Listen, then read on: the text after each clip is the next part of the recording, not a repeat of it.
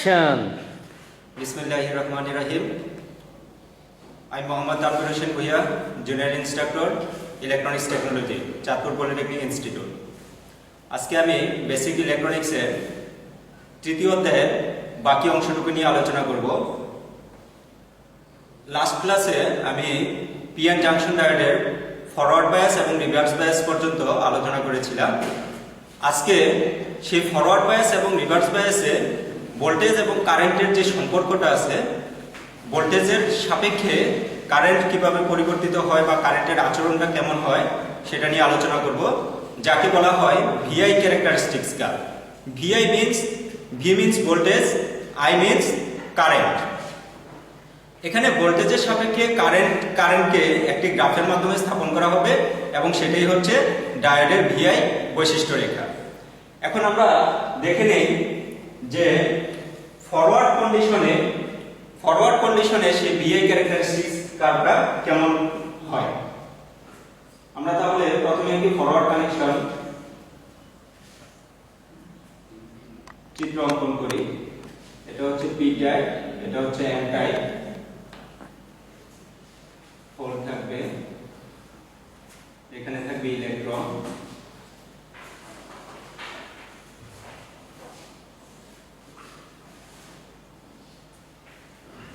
This is forward connection. আমরা একটি graph অঙ্কন করি।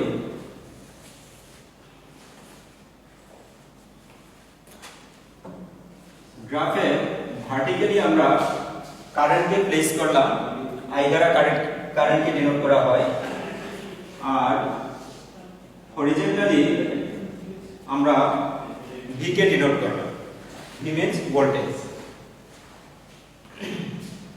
এই গ্রাফে আমরা 0 থেকে ভোল্টেজকে পজিটিভলি বাড়াতে থাকব, তার সাপেক্ষে কারেন্টের অবস্থানকে আমরা দেখে নেব। পূর্বে আমরা আলোচনা করেছিলাম যে পিএন জাংশন টাইপের এখানে যে পটেনশিয়াল ব্যারিয়ার, যদি এটা আমরা সিলিকনের ক্ষেত্রে চিন্তা করি তাহলে সেই পটেনশিয়াল ব্যারিয়ার হবে 0.7 ভোল্ট। 0.7 ভোল্ট। 0.5 থেকে 0.7 ভোল্ট, স্ট্যান্ডার্ড অ্যাকোরেট হচ্ছে 0.7 ভোল্ট। এখন আমরা যখন এখান থেকে এক্সটার্নাল ফোর্স থেকে ভোল্টেজ অ্যাপ্লাই করব, প্রথমে ধরে নেই যে 0.1 ভোল্ট অ্যাপ্লাই করা হলো, 0.1 ভোল্ট, তারপর 0.2 ভোল্ট, 0.3, 0.4, 0.5, 0.6, 0.7। তো যখন এখান থেকে 0.1 ভোল্ট আসবে তখন কারেন্টের কোনো পরিবর্তন হবে না। কারণ কি, আমরা পূর্বে আলোচনা করেছি 0.7 ভোল্ট পর্যন্ত যতক্ষণ পর্যন্ত কারেন্ট না দেব ততক্ষণ পর্যন্ত এই ডায়োডটা অ্যাক্টিভ মোডে যাবে না, এর মধ্যে দিয়ে ইলেকট্রন ফোর্স করবে।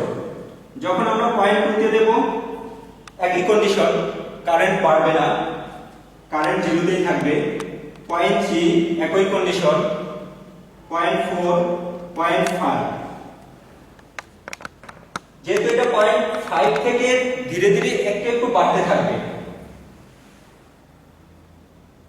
0.5 সামান্য একটু বাড়বে, 0.6 সামান্য একটু বাড়বে।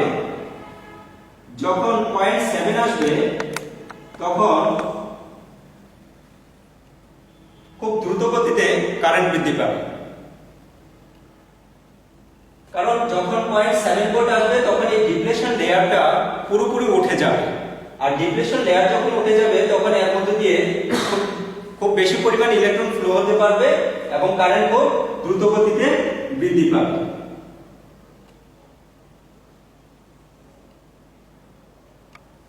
খুব দ্রুত গতিতে বৃদ্ধি পাবে। তাহলে এটা হচ্ছে ফরওয়ার্ড কন্ডিশন। এখন দেখি রিভার্স কন্ডিশনটা কি হয়। আমরা একটি রিভার্স ডায়াগ্রাম অঙ্কন করি।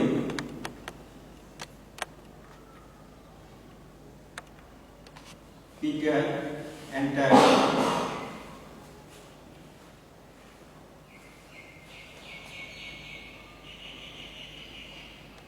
রিভার্স কানেকশনটা কেমন হবে? ব্যাটারির নেগেটিভ সাইড হবে ডায়োডের পি টাইপের সাথে, আর ব্যাটারির পজিটিভ সাইড হবে ডায়োডের এন টাইপের সাথে। This is called reverse connection. এখন আমরা গ্রাফটা দেখে নিই।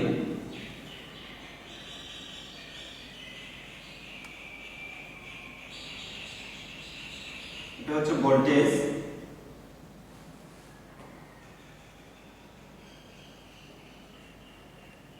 এটা হচ্ছে রিভার্স কারেন্ট। এটাকে আইএস দ্বারা চিহ্নিত করা যেতে পারে, ভিএস দ্বারা চিহ্নিত করা যেতে পারে, রিভার্স ভোল্টেজ এবং রিভার্স কারেন্ট। এখন আমরা যখন রিভার্সলি এর মধ্যে দিয়ে ভোল্টেজ অ্যাপ্লাই করতে থাকবো তখন কি হবে? তখন হবে, আমরা পূর্বে দেখেছি যে এই হোল এবং ইলেকট্রনগুলো আকর্ষিত হয়ে টার্মিনালের দিকে সরে যাবে, এবং যখন টার্মিনালের দিকে সরে যাবে এই ডিপ্লেশন লেয়ারটা বেড়ে যাবে। ডিপ্লেশন লেয়ার যখন বেড়ে যাবে, এরপরও যখন আমরা ভোল্টেজ অ্যাপ্লাই করব, যখন অধিক পরিমাণ রিভার্স ভোল্টেজ অ্যাপ্লাই করব, একটা সময়ে সে ডায়োডটা ব্রেকডাউন করবে, অর্থাৎ সেই ডায়োডটা আর কাজ করবে না, তখন রিভার্সলি কারেন্ট বৃদ্ধি পাবে, রিভার্স কারেন্ট বৃদ্ধি পাবে। তো প্রথমে কি হবে, যখন আমরা এর মধ্যে দিয়ে অল্প পরিমাণ কারেন্ট বৃদ্ধি করব, তখন আমরা জানি রিভার্স বায়াসিং এর সময় মাইনরিটি চার্জ ক্যারিয়ারের জন্য কিছু লিকেজ কারেন্ট প্রবাহিত হয়। তো যখন আমরা ইনিশিয়ালি এর মধ্যে দিয়ে ভোল্টেজ অ্যাপ্লাই করব, তখন এই লিকেজ কারেন্টটা সামান্য পরিমাণ বৃদ্ধি পেতে থাকে ইনিশিয়ালি। একটা পর্যায়ে এসে, একটা নির্দিষ্ট লেভেলে এসে এই ইনিশিয়ালি বৃদ্ধিটা থেমে যাবে, থেমে একটা কনস্ট্যান্ট বৃদ্ধিতে চলে আসবে। এরপরে যদি আমরা আরো ভোল্টেজ বৃদ্ধি করতে থাকি তাহলে এটা কনস্ট্যান্ট হয়ে যাবে। এই কনস্ট্যান্ট এতটুকু থেকে এতটুকু পর্যন্ত কে বলা হয় স্যাচুরেশন কারেন্ট, অর্থাৎ এর মধ্যে আর কারেন্ট বৃদ্ধি পাবে না।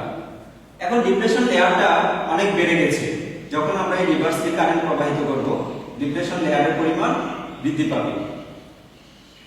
বৃদ্ধি পেতে পেতে একটা সময় কি হবে, যখন আরো রিভার্স ভোল্টেজ প্রয়োগ করব, তখন হচ্ছে সেটা ব্রেকডাউন ঘটবে। ব্রেকডাউন ঘটে দ্রুত রিভার্স কারেন্ট বৃদ্ধি পাবে এবং ডায়োডটি পুড়ে যাবে। তাহলে আমরা দেখতে পেলাম যে যখন রিভার্স বায়াস প্রয়োগ করি, তখন ইনিশিয়ালি হালকা, খুব ছোট পরিমাণে একটা কারেন্ট, খুব কম পরিমাণে একটা কারেন্ট বৃদ্ধি পেতে থাকে, এবং একটা পর্যায়ে স্যাচুরেশন হয়, স্যাচুরেশন হয়ে একটা পর্যায়ে আবার ব্রেকডাউন ঘটে। এইটুকু ভোল্টেজকে বলা হয় ভিবি, অর্থাৎ ব্রেকডাউন ভোল্টেজ, আর এইটুকু কারেন্টকে বলা হয় রিভার্স স্যাচুরেশন কারেন্ট। তো আমরা ফরওয়ার্ড বৈশিষ্ট্য রেখা দেখলাম এবং রিভার্স বৈশিষ্ট্য রেখা দেখলাম, যে ভোল্টেজের সাথে সাথে কারেন্টের অবস্থানটা কি হয়। এখন আমরা দুইটা গ্রাফকে যদি একত্র করি তাহলে দেখি গ্রাফটা কেমন হয়।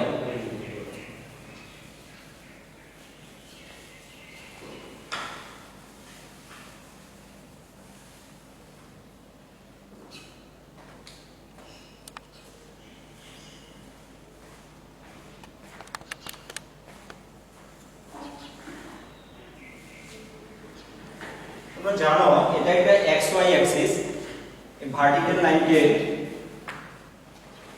y, এটার মধ্যে আমরা কারেন্টকে ডিনোট করব। যেহেতু এটা পজিটিভ কোয়াড্রেন্ট, এই পজিটিভ কোয়াড্রেন্টের সেই i হবে ফরওয়ার্ড কারেন্টের জন্য, এবং এই ফরওয়ার্ড কারেন্ট মিলি অ্যাম্পিয়ার হয়। আর এই পাশে যে ভোল্টেজ বৃদ্ধি পাবে সেটা হচ্ছে ফরওয়ার্ড ভোল্টেজ VF, বাম পাশে হচ্ছে রিভার্স ভোল্টেজ VR, আর এ পাশে হচ্ছে রিভার্স কারেন্ট IR, সেটা হয় মাইক্রো অ্যাম্পিয়ার। কারণ আমরা জানি রিভার্স কারেন্ট খুবই ছোট একটা কারেন্ট, আর ফরওয়ার্ড কারেন্ট হয় মিলি অ্যাম্পিয়ার। তাহলে আমরা গ্রাফে কি দেখেছিলাম, যে 0.7 ভোল্ট 5 ভোল্ট থেকে একটু বৃদ্ধি পেতে থাকে এবং 0.7 ভোল্টে এসে খুব দ্রুত গতিতে বৃদ্ধি পায়, এইটুকু হচ্ছে 0.7। আর রিভার্স বায়াসের সময় কি হয়, ইনিশিয়ালি একটু সামান্য পরিমাণ বৃদ্ধি পেতে থাকে এবং একটা পর্যায়ে কনস্ট্যান্ট হয়ে তারপর ডায়োডের ব্রেকডাউন ঘটে।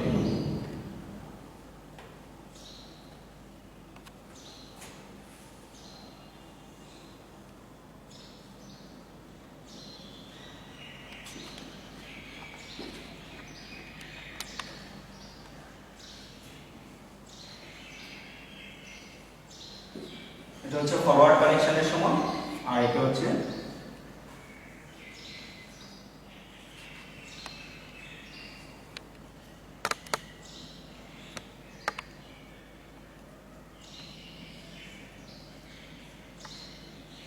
রিভার্স কানেকশনের সময়। তো প্রিয় শিক্ষার্থী, আশা করি তোমরা ফরওয়ার্ড বায়াস এবং রিভার্স বায়াসের বিআই ক্যারেক্টারিস্টিক্স কাজ সম্পর্কে ধারণা লাভ করেছো। নেক্সট টপিকস আমি যেটা নিয়ে আলোচনা করব সেটা হচ্ছে ডায়োডের উপর তাপমাত্রার প্রভাব। এতক্ষণ ধরে আমরা ডায়োড সম্পর্কে যা কিছু আলোচনা করেছি সবকিছু একটা নির্দিষ্ট তাপমাত্রার জন্য প্রযোজ্য। সবকিছু একটা নির্দিষ্ট তাপমাত্রার জন্য প্রযোজ্য। সেই নির্দিষ্ট তাপমাত্রাটাকে বলা হয় কক্ষ তাপমাত্রা, 25 ডিগ্রি সেন্টিগ্রেড। 25 ডিগ্রি সেন্টিগ্রেড অর্থাৎ এতক্ষণে যে শর্তগুলো ছিল সেই সব শর্তগুলোই ছিল 25 ডিগ্রি সেন্টিগ্রেডের জন্য। এখন যদি আমি এমন একটা পরিবেশে ডায়োডকে নিয়ে যাই বা এমন একটা সার্কিটে ব্যবহার করি যে সার্কিটে এক্সটার্নাল তাপমাত্রার কারণে কিংবা সার্কিটের অভ্যন্তরীণ ইন্টারনাল তাপমাত্রা বেড়ে যায়, তাহলে এই ডায়োডের অবস্থা কি হবে? ডায়োডের উপর অবশ্যই সেই তাপমাত্রার প্রভাবটা পড়বে। তো সেই তাপমাত্রার প্রভাবটা কেমন আমরা জেনে নেই।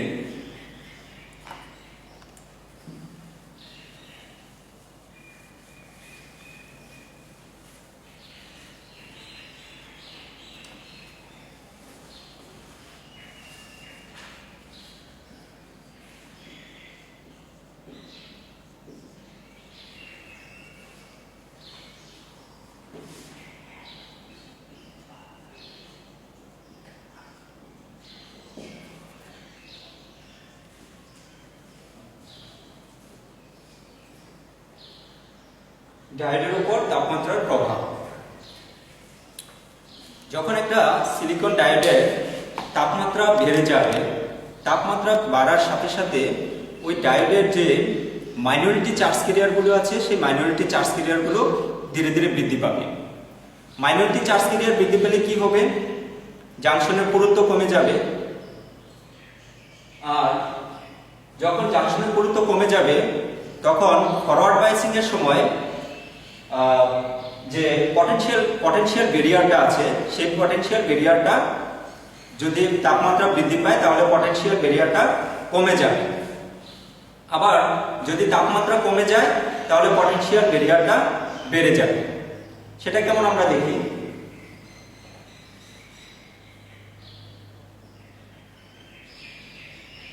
পার ডিগ্রি সেন্টিগ্রেড তাপমাত্রায় 2.5 millivolt 2.5 millivolt potential barrier difference হয়। অর্থাৎ যদি তাপমাত্রা পার ডিগ্রি সেন্টিগ্রেড বৃদ্ধি পায় তাহলে 2.5 মিলিভোল্ট কমতে থাকবে পটেনশিয়াল ব্যারিয়ারটা, আর যদি তাপমাত্রা পার ডিগ্রি সেন্টিগ্রেড কমে যায় তাহলে 2.5 মিলিভোল্ট হারে সেটা কমতে থাকবে।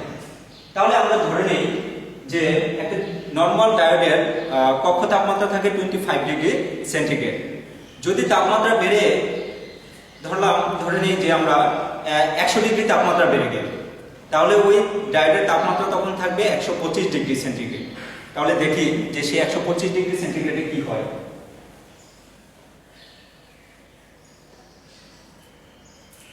অর্থাৎ ডায়োডের প্রাইমারি ইনিশিয়ালি তাপমাত্রা ছিল 25 ডিগ্রি সেন্টিগ্রেড, তাপমাত্রা বেড়েছে 100 ডিগ্রি সেন্টিগ্রেড, তাহলে টোটাল তাপমাত্রা total temperature temperature 125 degree centigrade. তাহলে বৃদ্ধি কতটুকু? 100 ডিগ্রি সেন্টিগ্রেড।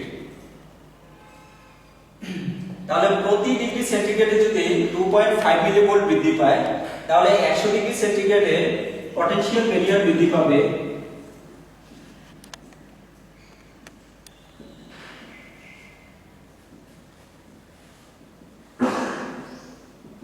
পটেনশিয়াল ব্যারিয়ার হবে 100 ইনটু 2.5 মিলিভোল্ট।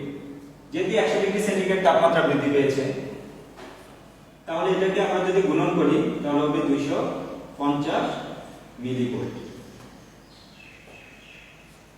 মিলিভোল্টকে যদি আমরা ভোল্টেজে প্রকাশ করি, দ্যাট মিন্স এটাকে যদি আমরা 1000 দিয়ে ভাগ করি তাহলে সেটা ভোল্টেজে কনভার্ট হবে। তাহলে সেই ভোল্টেজটা হবে 0.25 ভোল্ট। তাহলে আমরা প্রথমে বলেছিলাম যদি তাপমাত্রা বেড়ে যায় তাহলে পটেনশিয়াল ব্যারিয়ার কমে যাবে। তাহলে 100 ডিগ্রি সেন্টিগ্রেড তাপমাত্রা বৃদ্ধি পেলে পটেনশিয়াল ব্যারিয়ার কমে যাবে 0.25 ভোল্ট। অর্থাৎ আমাদের গ্রাফটা ছিল এরকম 0.7 ভোল্ট। এই 0.7 ভোল্ট হচ্ছে কক্ষ তাপমাত্রায় 25 ডিগ্রি সেন্টিগ্রেডের জন্য। এখন যখন 100 ডিগ্রি সেন্টিগ্রেড বৃদ্ধি করা হলো তখন এটা 0.25 ভোল্ট কমে যাবে। তাহলে এখন যদি 0.7 ভোল্ট থেকে 0.25 ভোল্ট কমে যায় তাহলে পটেনশিয়াল ব্যারিয়ার হবে